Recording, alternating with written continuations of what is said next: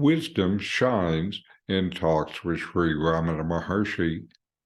My comments bring this profound wisdom into your experience. I'm Richard. Welcome. I'm reviewing and commenting on the book Talks with Sri Ramana Maharshi. Today is Talk 238, Part 6. Questioner: how to check the mind? Maharshi: will a thief betray himself? Will the mind find itself? The mind cannot seek the mind.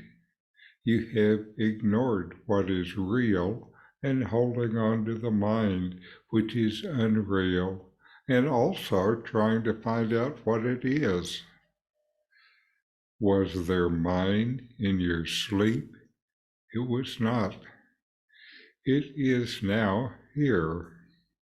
It is therefore impermanent. Can the mind be found by you? The mind is not you. You think you are the mind and therefore ask me how it is checked.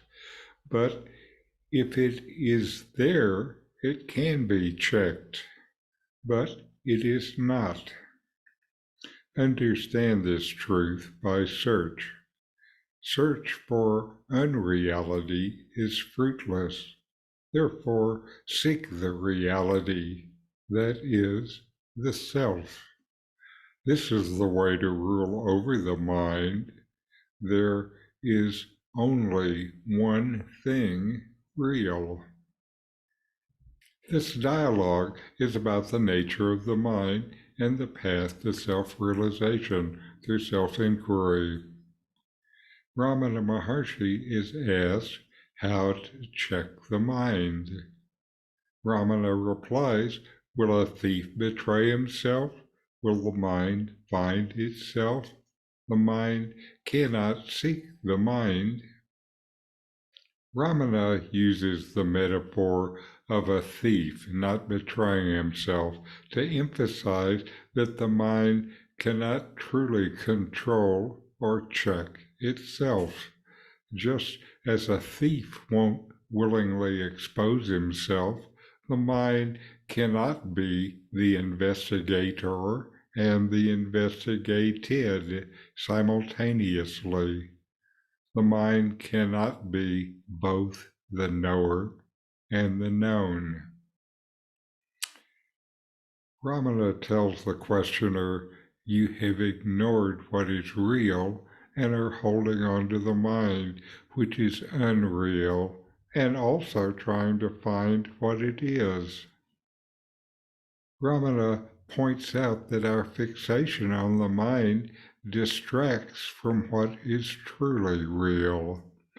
By clinging to the mind, which he says is unreal, we needlessly limit our understanding of our true nature. Then Ramana guides us to reflect on the absence of the mind during deep sleep. This absence reveals the impermanence of the mind. Understanding its impermanence is crucial to disentangling ourselves from its grip. Mind is real only if it is always there, but it is not. So mind is unreal.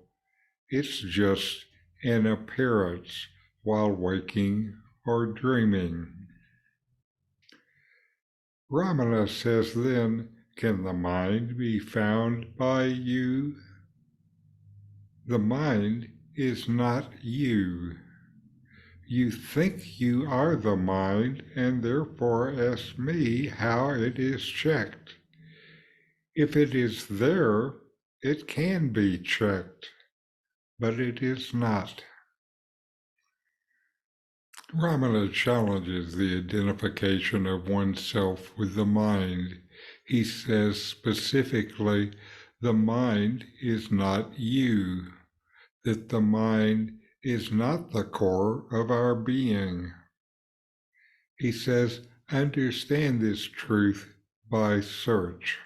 Searching for unreality is fruitless.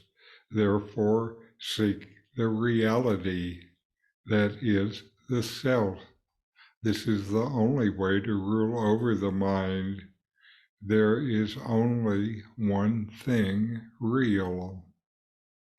You will only know yourself by direct experience, never by the limited mind.